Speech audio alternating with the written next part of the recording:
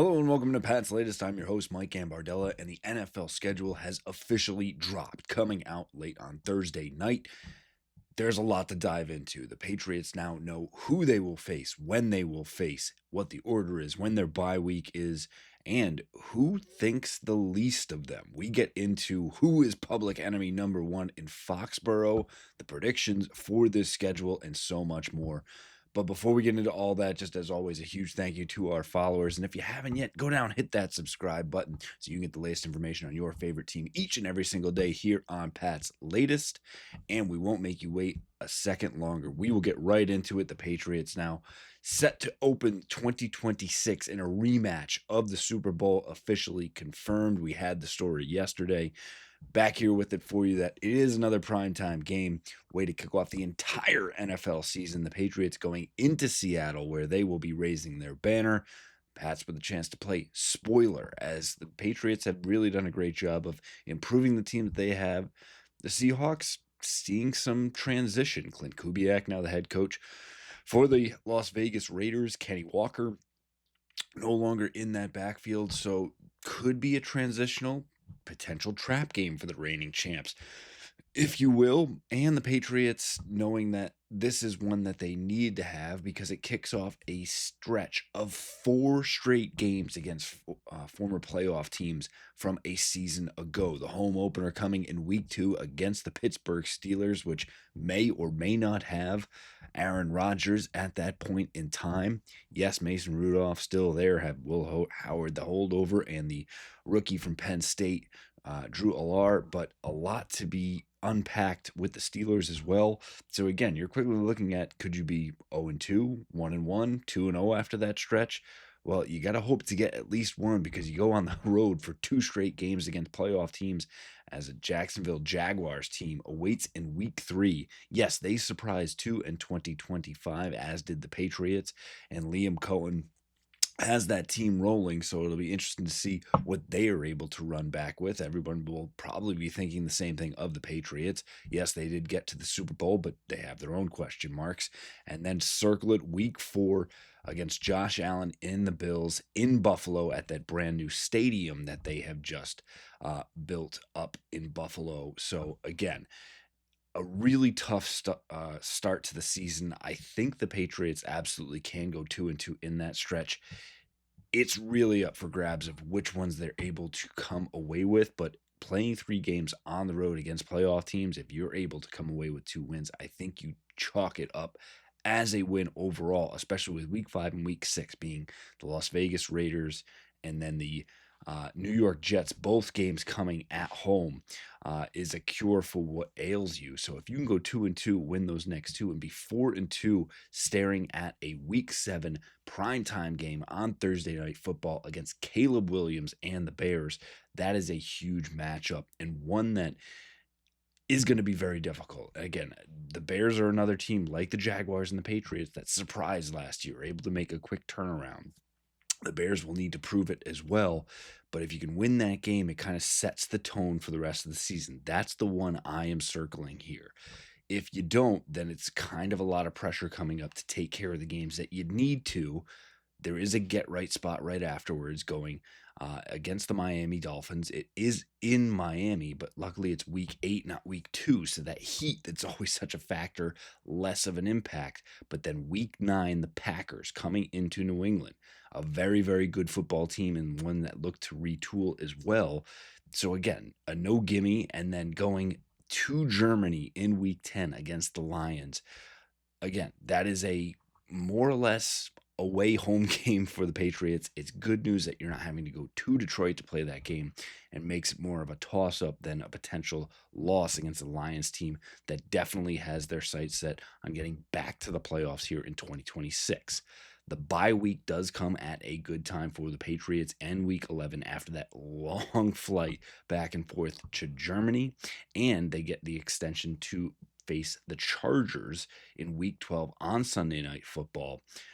But again, having to go out to Germany, come back to Foxborough, then having to go all the way to Los Angeles is not easy. And after that Chargers game, yes, you get to go home for 2 games, but the Buffalo Bills come to town for a rematch. And the Minnesota Vikings come in week 14, a Thursday night football primetime game. And it's fair to wonder, will they be facing Kyler Murray or J.J. McCarthy at that point? And what do the Vikings end up looking like? A true question mark that can kind of go either way. You hope that you'll be able to kind of have that as a win column game, because in week 15 looms a Monday night football date against the Kansas City Chiefs. It is a little bit of a mini bye because you have the Vikings Thursday night on the first game of the week in 14, last game of the week on Monday night in 15. You'll definitely need that going against a Chiefs team that at that point, Patrick Mahomes, yes, coming off the injury, may not be ready at the start of the season, definitely will be back to full strength at that point. And then ending out the season having to go to the Jets in week 16, and then week 17, 18, no primetime designations, can be Saturday or Sunday at that point. A rematch in the AFC Championship game against the Denver Broncos. Broncos have a lot of questions as well, mainly about where is the health of Bo Nix and how quickly he can bounce back. And then week 18 against those Miami Dolphins in New England definitely helps. And going against a team that's towards the bottom definitely helps in twofold of either you need a win to get into the playoffs, or you feel comfortable resting your guys against a lower team and don't have to worry about it as much. That's all 18 weeks of the season, and here's 3 more for you. Preseason, first game will be against, at home, the Indianapolis Colts. Write it down for August 13th at 7:30 kick. Week 2 against the Eagles, August 22nd, 7 p.m. Both games coming at home before a road preseason game against the Cleveland Browns on August 27th at 8 p.m. That's a lot of games coming our way. Finally, this means we're getting closer to training camp getting started up and just so much more. This is the unofficial kick to the season. Yes, it's a brutal start. There's question marks in the middle, but there's opportunity for the Patriots to get back to the playoffs with the way this has shaken out. Also, one to call back to is that Tom Brady is coming back to New England. No, not as a player. No, not as a Hall of Fame inductee. As a broadcaster on the Fox broadcast. We'll have it in week 9 in that big matchup against the Green Bay Packers. 4:25 kick, calling that week 9 game. And it's going to be Brady's first time in the booth. And it'll be interesting. It's going to be very different. I think the biggest takeaway for me is getting a chance to hear what Brady will say about his former team, about his former teammate, who is the head coach, and Mike Vrabel, about Drake May. And this is kind of broadcast out to the world, right? Having a chance to talk about his former team, talk about his successor, really, and a guy that has brought the team to the Super Bowl. No, he hasn't won it yet. It would have had an interesting dichotomy should the Patriots have won that game. But it's going to be great to have Brady back in the building. Again, it'll be so interesting to hear what he has to say about the Pats, about Drake May, and everything else. And just a chance to get the greatest of all time back in New England where he belongs, and a bit of nostalgia, at least, in a great spot right smack dab in the middle of the season for the Patriots fans. Good news and then some bad news. How about your new public enemy number 1? And really didn't think it would go this way. Had a feeling that the Chargers social media team, which always has an interesting way to spin it forward, had done the anime things in the schedule release. Again, you go on Twitter and social media right now, every team does their own type of social media schedule release. The Patriots did one of the team on the roller coaster at Six Flags. They also did a Puppy Bowl version of it as well. The Chargers taking an old video game in Halo, but it's a little bit of shade, maybe even more so, that they called the Patriots Take Care of the Cupcakes. And, well, this is a team that went to the Super Bowl, so I don't know why you're calling them cupcakes in week 12. That's the start of it. And yes, there were 2 mentions of the Vrabel situation as well. It wasn't by name, but again, they put their quote-unquote Easter eggs in there. As it kind of came across, a message comes in that you have a new message from the New York Post, and it also has a sign in the background that says, next photo dump 1 mile. So again, they're being a little bit coy, and there wasn't too many references across the league, but the Chargers were the one to actually go there, and the NFL did not put sanctions in place saying don't talk about this. They kind of left it open, and they said the teams will police themselves on this. The Chargers were the ones to cross the line, and would have crossed the line and just with the cupcake reference alone. So it's interesting that they got the approval to do that. Many teams choosing not to do it. The Detroit Lions had a very, very quick clip of Dan Campbell walking over to the corkboard, putting the schedule up on there, and that was it. That was good for them.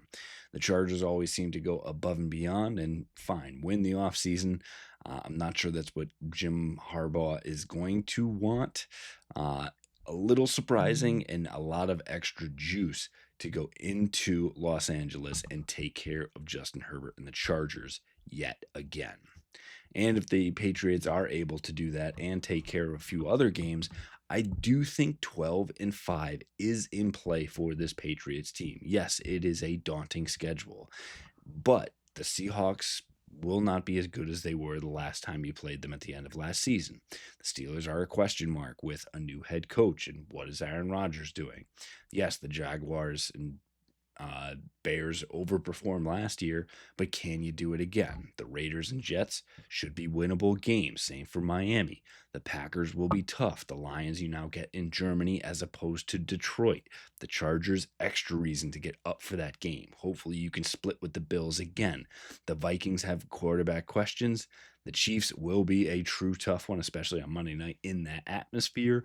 And then the Jets and Dolphins again. And can Denver be that same team that got to the AFC Championship? And can Bo Nix be back and contending again? So again, 5 losses there, being able to win 12 games, sure. But if things go the other way, I think a potential 6-11 season is also in play. And this is this time of year where you can make cases. I was messaging with family members earlier today saying, imagine at this point last season, that you would say the schedule release comes out, the Patriots are going to go to the Super Bowl.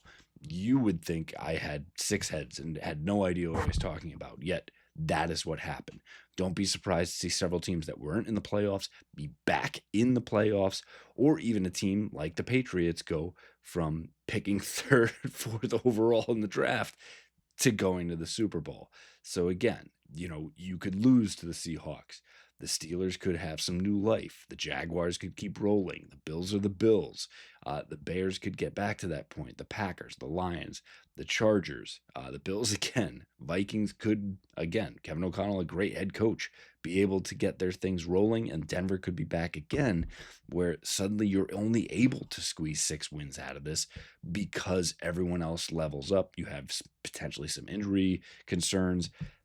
Everything is on the table right now. So you could be looking at potentially playing for a number 1 seed in the AFC to on the outside looking in big time and not even contending for a playoff spot.